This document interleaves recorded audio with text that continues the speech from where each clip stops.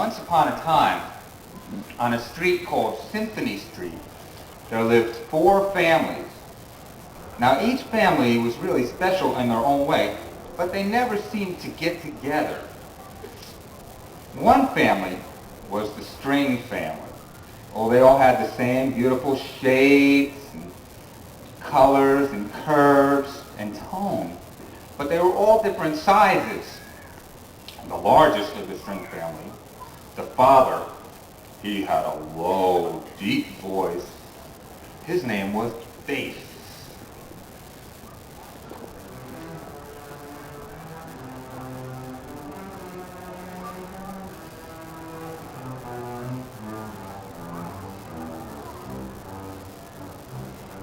And he was married to a lovely woman. Her name was Cello.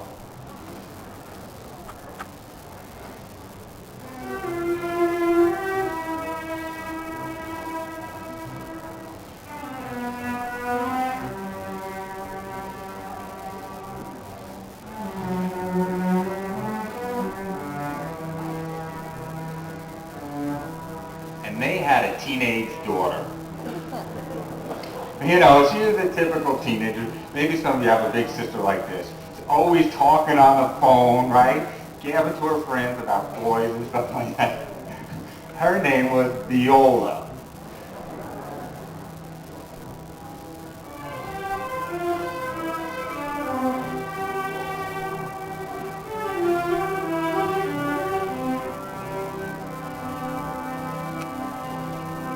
And they had a little boy. He was a lively kid.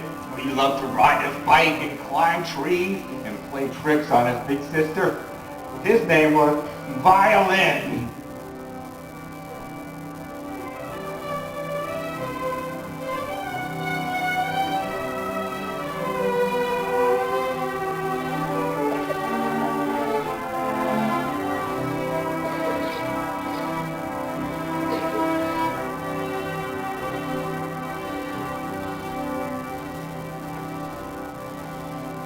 Oh, the Strings, they were a beautiful family. They made such wonderful music together. But I can never figure out why they never got to know the people who lived next door to them.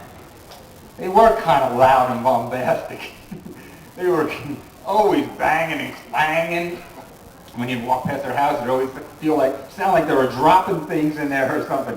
They were the Percussion Family. Now, the mother of the Percussion Family, she ran that house. When she played a beat, everybody stepped to her beat. Her name was Snare.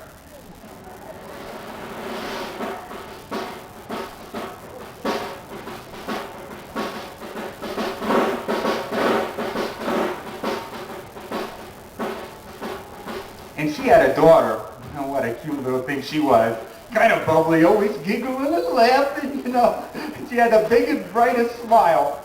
Her name was Xylophone.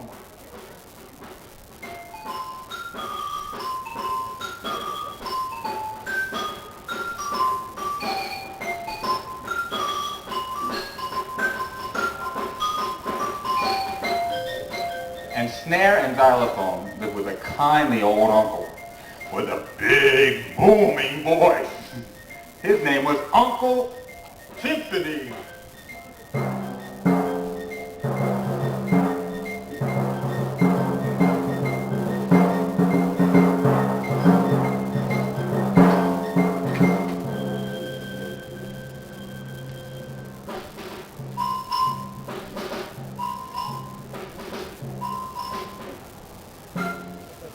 They were the Percussion Family. They made some really neat sounds. And there were a lot of good things about them. They were always on time. And whenever anybody got into a jam, you could always count on the percussion to stick around. But I can't figure out why they never got to know the family that lived across the street from them. They were different than the percussion or the strings. They had a sound of all of their own. They were the Woodwind Family. Now, the father of the Woodwind Family, he was kind of a rough, grouchy kind of guy. Maybe you know a father like this. He'd always be grumbling and mumbling around like he was in such a bad mood. And you'd think he was just about to bite your head off. But then he would just turn and say the kindest thing, melt your heart. His name was Papa Bassoon.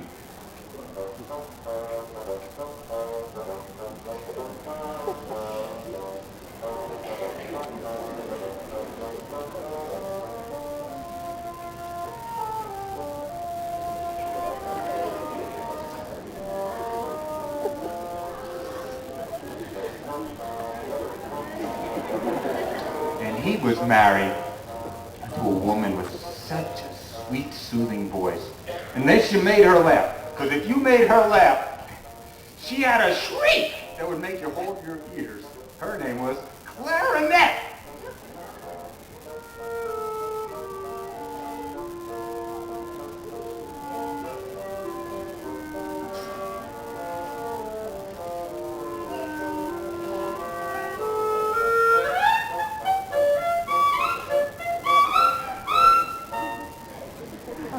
And they had a teenage son. This kid was smart, I'll tell you. He was always reading books, playing with computers all the time. He was a king of Nintendo, I'll tell you. And Sega Genesis, too. His name was Oboe.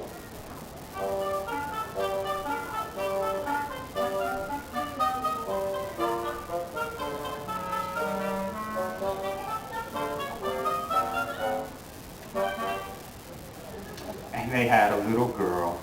She was their pride. She hardly even had to say a word before you'd fall in love with her. Her name was Cute Flute.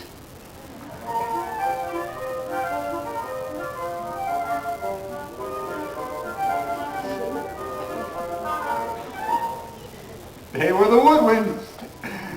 They had such a nice sound. But I can't figure out why they never got to know the people who lived next door to them. They were pretty wild, this family. And they would always throw these big parties on Symphony Street, blasting their music so loud, keeping everybody waking and go all night. But they sure know how to have fun. They were the Brass Family. Now, the father of the Brass Family, he was a powerful man. When he spoke, he could make the floor shake. His name was Tuba.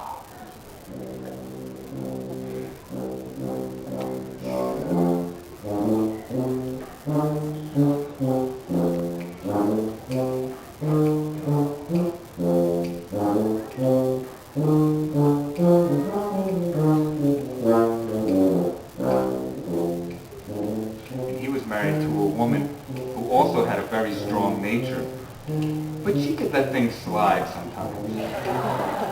Her name was Trombone.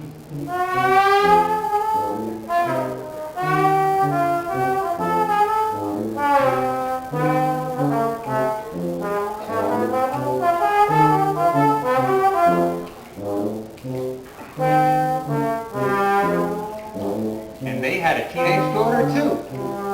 But this girl was so mellow, you would almost think that she was from another family. Until she raised her voice and spoke out, then you knew she was all brass and nothing else. Her name was Horn.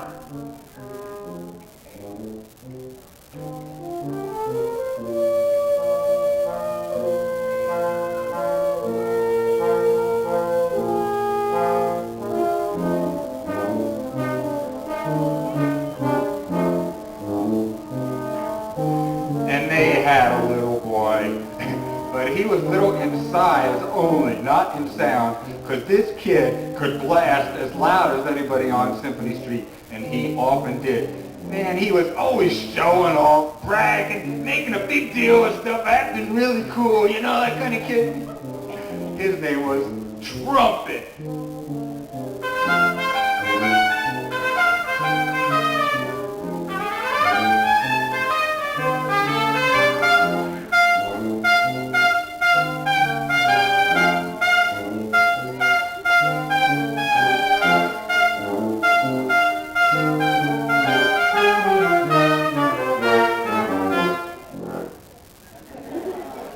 That was the Brass Family. I tell you, they were a cool family. All the families on Symphony Street were really cool. That's why I can't figure out why they never really got together, you know? They said, the people who live next door, they look different, they sound different. We'll just keep to ourselves. Well, that was until one day. It was a Saturday, and the kids were out of school, and little Violin was out on his front yard playing.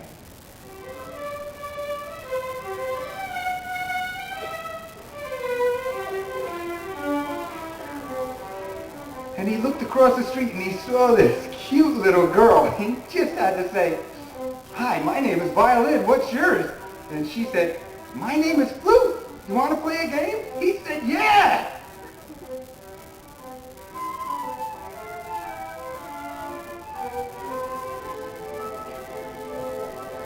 And they started playing together and they walked down the street. And they didn't get too far before they heard plinkety-plink, giggle, giggle, giggle, giggle. And they looked over and there was little Xylophone. And they said, "We're going to play a game. Would you like to come with us?" And she said, "I'd love to." So the three of them started playing together.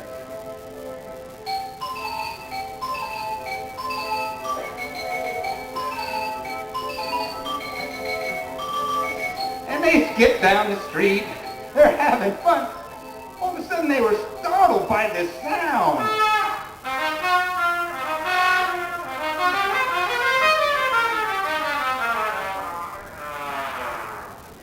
It was Trumpet, showing off as usual, acting like a big deal, you know. And they said, "We're going to play a game. Would you like to come with us?" And Trumpet said, "Yeah, I want to go with you. I want to play a game, and I know the coolest place to play it too. Man, it's such a cool place. It's called the Orchestra Pit. Man, it's so cool." Flute said, "I don't think we should go to the Orchestra Pit. My mother said there's a lot of noise there, and that noise could drown little kids like us out." Trumpet said, "I ain't afraid of no noise. If that noise comes over here, I'll blast them to her. I'll blast them like this. But I ain't afraid of nothing. I'll blast anything. Just follow me. I'll show you where the fun is." So off they all went to the Orchestra Pit.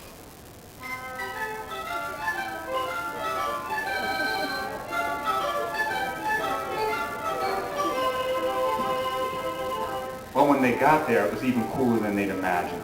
There was this big, wide open pit with stone walls on both sides, and when they played, their sound bounced back and forth and echoed. Oh, they were having so much fun.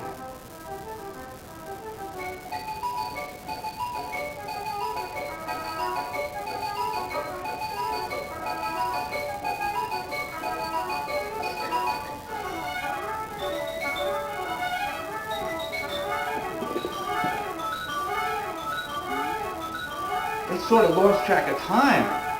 All of a sudden, Flute said, "Wait a minute, did you hear something?" "No." "Oh, never mind."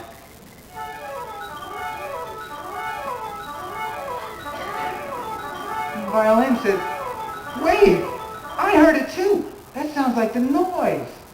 Trumpet said, "Don't be a sissy. That noise can't hurt us. It's so far away." But even as he was talking, the noise was getting closer and closer and louder and bigger until it was almost right on top of them. And they knew they couldn't drown it out. It was so big. Trumpet said, "Let's get out of here." They started to run.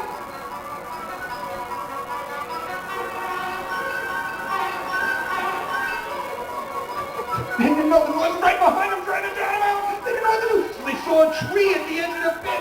So they ran up to that tree and they ran up the tree as fast as they could.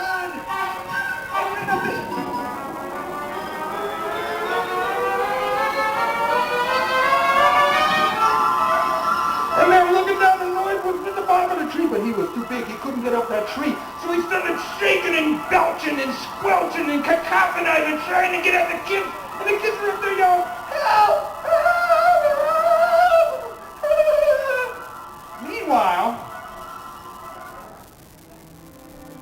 back on Symphony Street, it was getting to be dinner time. So Cello said to her daughter, Viola, "Will you go out and call your brother Violin for dinner?" So she went out and called, "Violin, Violin."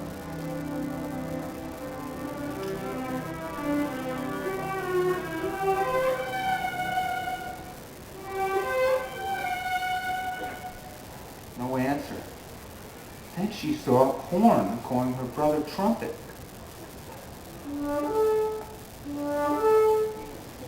She said, have you seen my brother? One said, no, have you seen mine? Then they saw oboe, coin, flute. They said, our brothers and sisters must all be together. Let's go look for them. So off they all went to look for their siblings.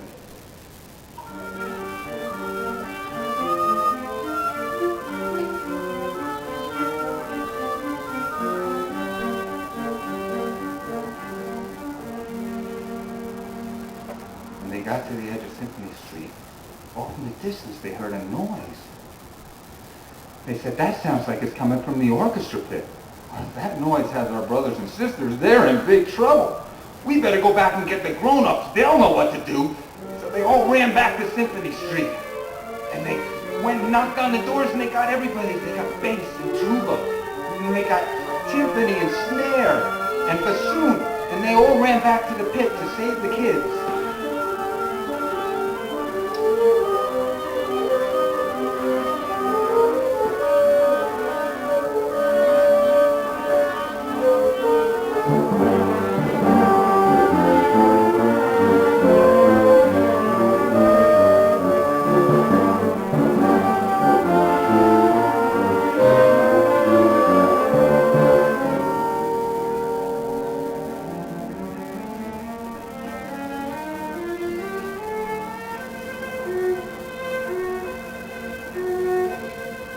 Got to the pit, their worst fears were confirmed.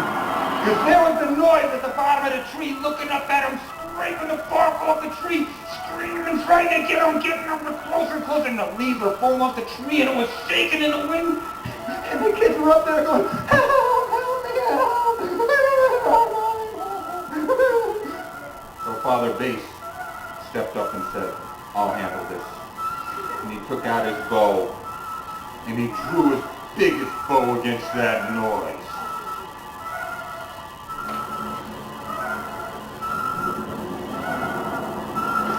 But it wasn't loud enough.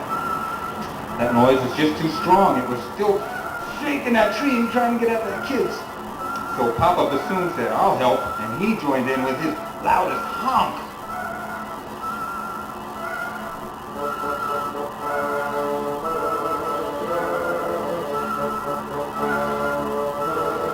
Still wasn't loud enough. That noise was big and it was getting meaner by the second. It was squelching and belching and coughing and choking and grabbing in those kids. Father Tuba said, I'll help too. And he joined in with his biggest blast.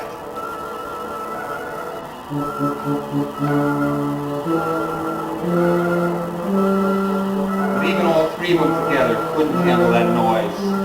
They didn't know what they were going to do. The kids were still screaming. At that point, Uncle Timpani stepped forward and he said, I'll handle this. And he took out a pair of his hardest mallets. And he started to bang on his drum and bang and bang and bang on his drum.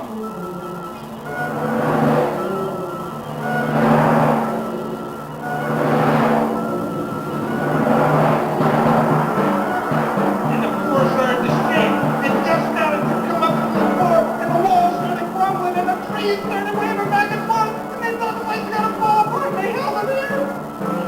And then he played his loudest valley notes. The noise started getting softer and softer and softer until it was gone. But the kids were still stuck up the tree. They climbed so high, they were way up there. They didn't know how to get down. They were scared to even move. They were going, help me, help me, I want to go down, I want to go down. So Uncle Timpani said, I'll get him down, and he leaped up the tree.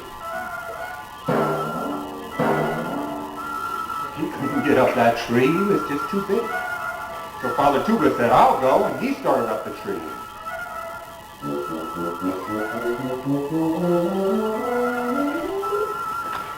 He couldn't get up that tree. It was too high.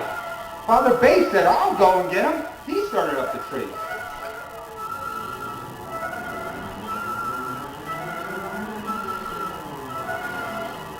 He was too big to get up that tree. So then Papa Bassoon said, I bet if somebody got on the bottom, and somebody got on his shoulders, and somebody got on his shoulders, I could climb up over all of you, and I could get to the top of that tree. So okay, they said. So Bass got on the bottom, And Tuba got on his shoulders, and Tiffany got on his shoulders, and Papa Bassoon climbed all the way up over them, onto the tree, and way up onto the highest limb. He climbed way out there, way up up to the tip top of the treble clef, way up in his most gossamer range. When he got up there, he just touched the heel of the trumpet lightly and brought him down. And on top of trumpet, he brought down xylophone. And then he brought down violin. And finally, he brought down lute.